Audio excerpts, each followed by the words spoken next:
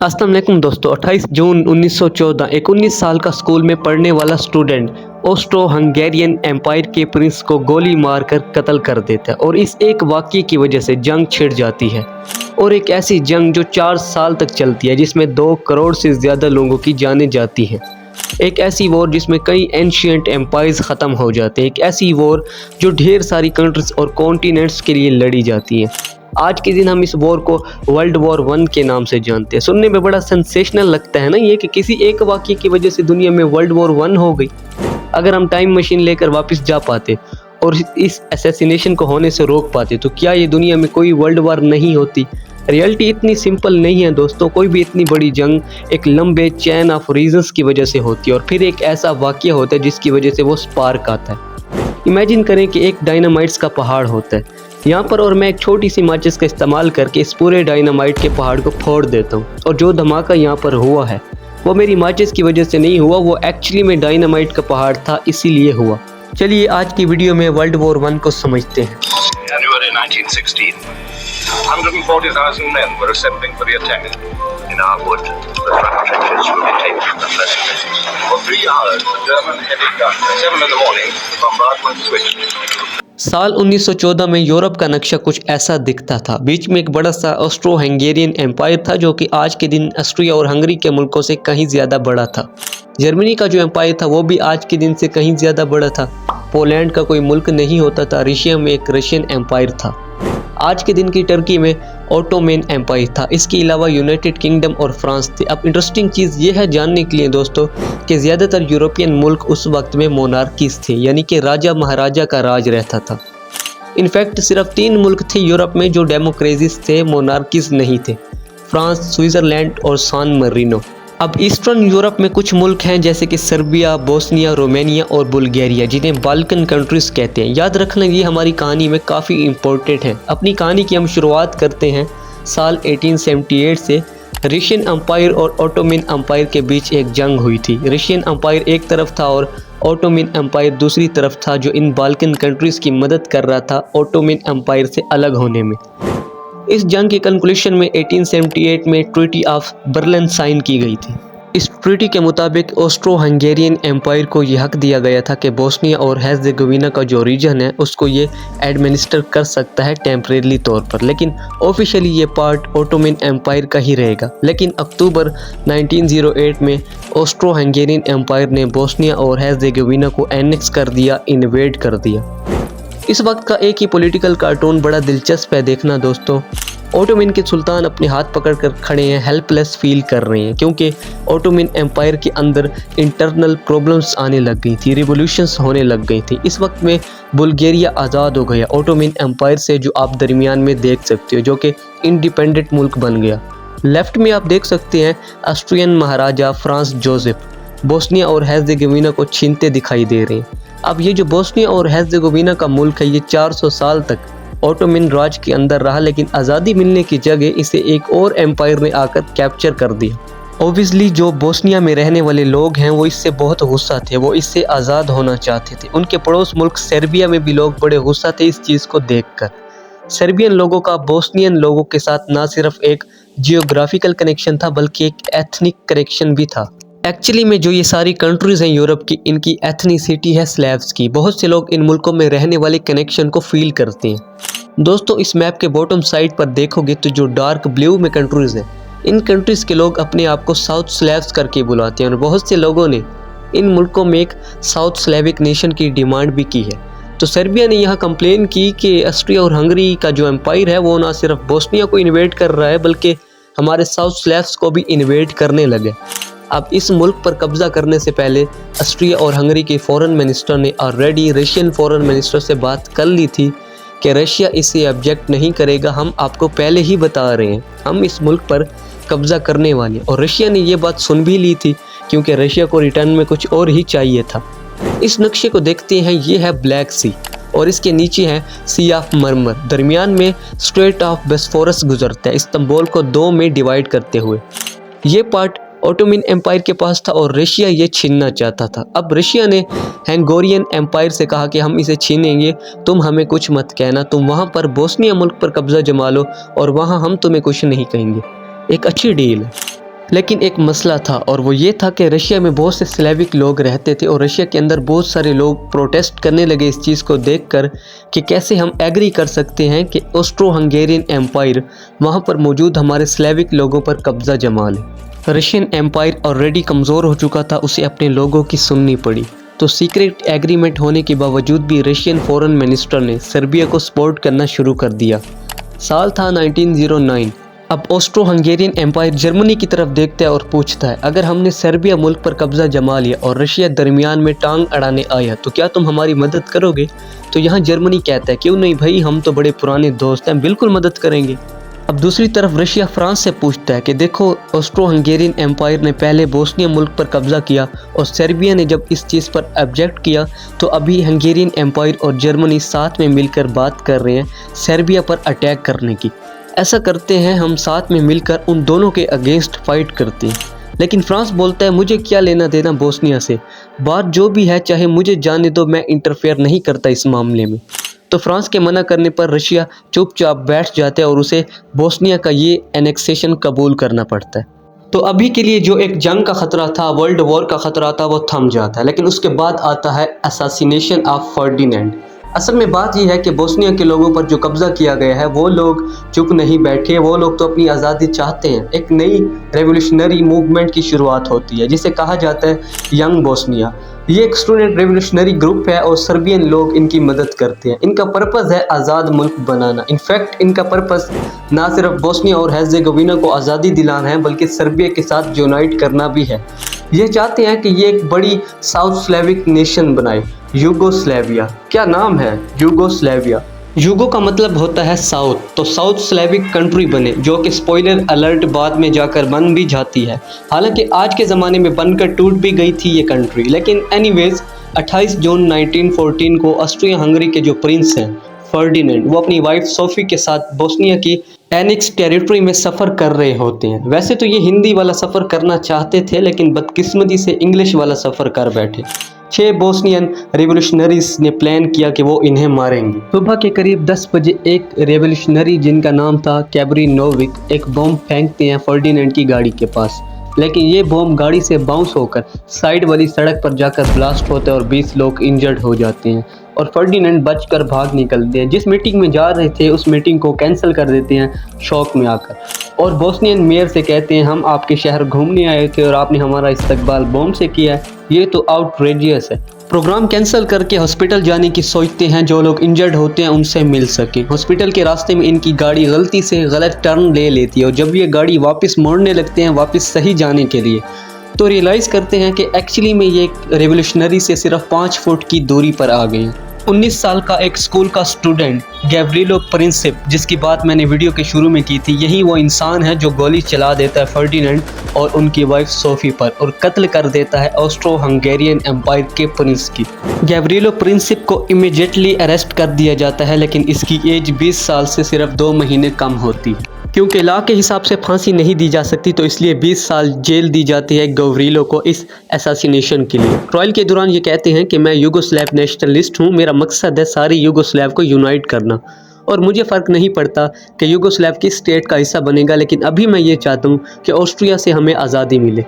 Austro Hungarian empire का महाराजा इस वाक़ये को देखकर आग बगोला हो जाता है और गुस्से में आकर जंग छेड़ देता है सर्बिया के खिलाफ। रशिया देखता है कि अब सर्बिया मुल्क पर कब्जा करने की कोशिश की जा रही है, रशिया पहुंचता है सर्बिया को बचाने। जर्मनी देखता है कि रशिया अब ऑस्ट्रो हंगेरियन एम्पायर के खिलाफ जा रहा है तो जर्मनी पहुंचता है ऑस्ट्रो हंगेरियन एम्पायर को बचाने और फ्रांस भी पीछे नहीं रहता और पहुंच जाता है रशिया और सर्बिया की सपोर्ट में। और यहाँ अब एक इंटरेस्टिंग चैन बन गई है जिसे चैन ऑफ फ्रेंडशिप कहा जाता है। बड़ा ही इंटरेस्टिंग ये कार्टून है जो इस सिचुएशन को डिस्क्राइब करते हुए बनाया गया था। इटली मुल्क एक्चुअली में ऑस्ट्रिया हंगरी और जर्मनी के साथ अलायंस में था लेकिन अपनी एग्रीमेंट से पीछे हट जाता है इटली इन दोनों में सपोर्ट करने के लिए, क्योंकि एग्रीमेंट में कहा गया था कि अगर हमारे मुल्क पर कोई हमला होता है तब हम आपकी मदद कर सकते हैं। लेकिन यहाँ तो ऑस्ट्रिया हंगरी और जर्मनी इन्वेड करने लगे हैं सर्बिया मुल्क को, खुद से हमला करने लगे हैं, तो हम पीछे हट रहे हैं। क्योंकि ऑटोमन एम्पायर की दुश्मनी थी रशिया के साथ तो ऑटोमन एम्पायर पहुंच जाता है ऑस्ट्रो हंगेरियन की सपोर्ट में। इसीलिए यूनाइटेड किंगडम की भी इन्वॉल्वमेंट हो जाती है क्योंकि रशिया, फ्रांस और ब्रिटेन की एक अलायंस ट्रीटी थी ट्रिपल एंटेंटे करके, और इसी तरह से बड़ी जंग होती है दी ग्रेट वॉर। जिसमें सारी कंट्रीज एक दूसरे के साथ जंग करने लग जाती हैं। बाद में जापान और यूएसए जैसे मुल्क भी आ जाते हैं इस जंग में फ्रांस और ब्रिटेन को सपोर्ट करने के लिए। और ओबियसली जिन मुल्कों पर ब्रिटिश राज था जैसे कि इंडिया, वो भी इन्वॉल्व हो जाते हैं जंग में, क्योंकि ब्रिटिश को सोल्जर्स की ज़रूरत थी। तो सबसे आसान ऑप्शन रहेगा कि जिन मुल्कों पर ब्रिटिश ने कॉलोनाइज कर रखा है तो उन मुल्कों के लोगों को इस्तेमाल किया जाए सोल्जर्स की तरह। फिर सारे इंडियंस भी जाते हैं ब्रिटेन के बिहाफ पर इस वर्ल्ड वॉर 1 में पार्टिसिपेट करने के लिए। तो यहीं से दोस्तों शुरुआत होती है वर्ल्ड वॉर 1 की। लेकिन यहाँ पर एक बहुत ही ज़रूरी सवाल उठता है, ये सारे मुल्क क्यों इतने उतावले थे एक दूसरे के खिलाफ जंग करने के लिए? आज के वक्त ऐसा कुछ हो जाए तो इतने सारे मुल्क तो आपस में नहीं लड़ते, तो ऐसा क्या था आखिर, क्या अलग था उसमें? 4 मेन वजूहात बताई जाती हैं: नेशनलिज्म, इंपीरियलिज्म, मिलिटरिज्म और अलाइंसेस। नेशनलिज्म का मतलब दोस्तों यहाँ पर ये है बिना लिबरेशन के नेशनलिज्म, बिना आज़ादी का नेशनलिज्म। एक ऐसा नेशनलिज्म जो रेस पर बेस्ड हो, जो इस पर बेस्ड हो कि मेरी कंट्री बेस्ट कंट्री है दुनिया में और जो बाकी सारी कंट्रीज़ हैं उनके खिलाफ एक एग्रेसिव एटीट्यूड होना, उन कंट्रीज़ को निचली नज़र से देखना, यानी कि मुल्क परस्ती।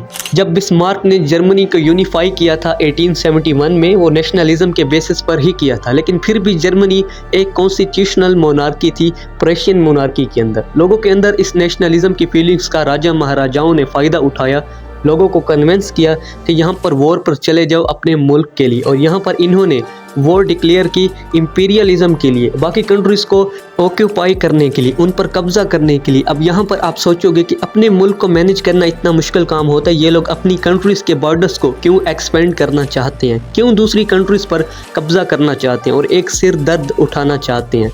इसका सिंपल आंसर है दोस्तों, लूट मचाना। राजा महाराजा दूसरे मुल्कों पर कब्जा करते थे, एक तो अपने प्राइड के लिए, पावर पाने के लिए कि देखो मेरे पास कितनी पावर है, कितना इलाका आता है, इतने बड़े एरिया पर मेरा राज है। और दूसरा रिसोर्स को एक्सप्लॉइट करने के लिए उन एरियाज से कहीं पर सोना पाया जाता था, उसे वहाँ से लूट कर अपनी ट्रेजरी में रखने के लिए। और 1900s तक ये जो काम था लूटने का, ये कैपिटलिस्ट कंपनीज करने लग गई थी, जैसे कि east India company. East India company ने ही तो पहले कब्जा किया था इंडिया के एरियाज पर और इंडिया की वेल्थ को ड्रेन करना शुरू कर दिया था।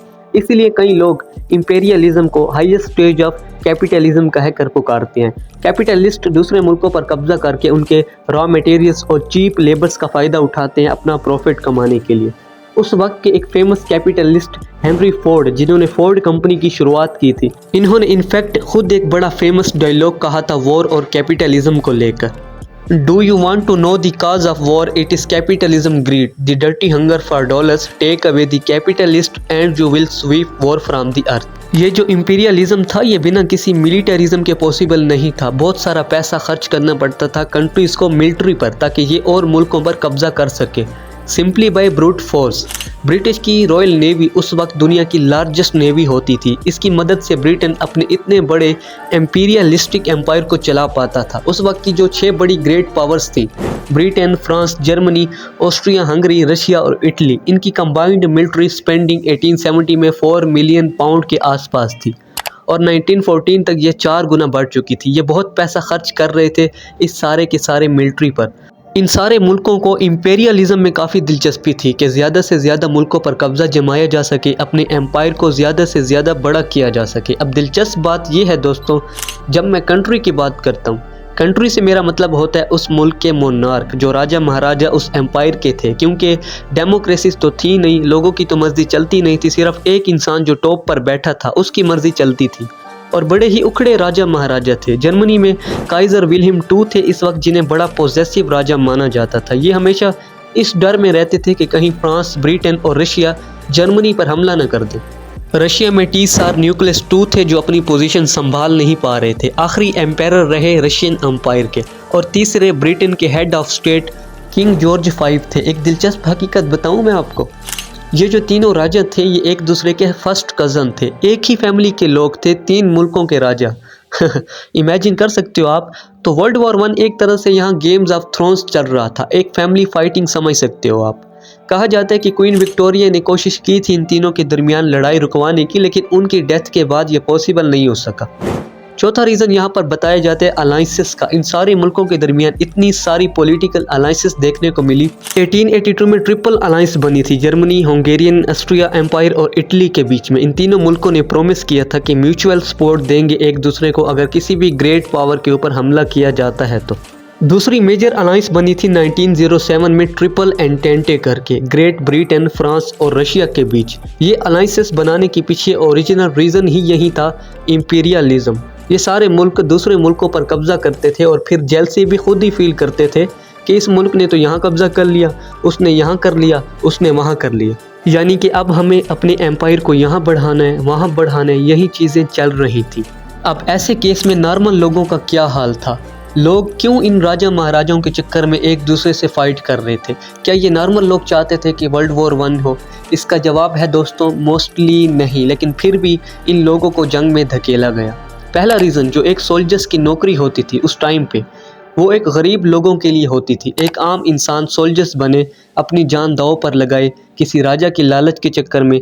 कोई ये क्यों करना चाहेगा? पैसे के लिए करेगा, एम्प्लॉयमेंट के लिए करेगा, या जिन लोगों को कहीं और नौकरी नहीं मिल पाती वो सोल्जर्स की तरफ नौकरी ढूंढ लेते इन मुल्कों में। अब अगर अपने मुल्क की हिफाजत करने के लिए जंग लड़नी है तो अलग बात है, लेकिन यहाँ पर किसी दूसरे मुल्क पर कब्जा जमाने के लिए, किसी दूसरे मुल्क को इन्वेड करने के लिए क्यों जंग कोई लड़ना चाहेगा? मोटिवेशन कहाँ से आएगी? इसका जवाब है प्रोपेगेंडा जो फैलाया जाता था उस वक्त, लिंग्विस्टिक नेशनलिज्म। उस वक्त के अखबारों में, मीडिया में ऐसी इमेज बनाई गई अपने आप को आर्मी में इनलिस्ट करने की कि ये एक बहुत ही बड़ा नोबल प्रोफेशन है, सेल्फलेस सर्विस है मुल्क के लिए। सोल्जर्स को बड़ा ही डिसिप्लिन, जेंटलमैन, हीरोज़ की तरह दिखाया गया। वॉर को बड़ा ही ग्लोरीफाई किया जाने लगा मीडिया में। फॉर एग्जांपल, ब्रिटेन एक टाइम पे रशिया के साथ क्रीमियन वॉर पे गया था और एक फेल्ड मिलिट्री एक्शन की वजह से 200 सोल्जर्स मारे गए ब्रिटिश के। लेकिन न्यूज़पेपर ने इस हाईलाइट को इतना बढ़ा चढ़ा कर पेश किया। जो आर्टिकल प्रिंट किया गया द टाइम्स ऑफ लंदन में, उसमें ये कहा गया, British soldiers will do this duty even to certain death and is not paralyzed by the feeling that he is victim of some hideous blunder।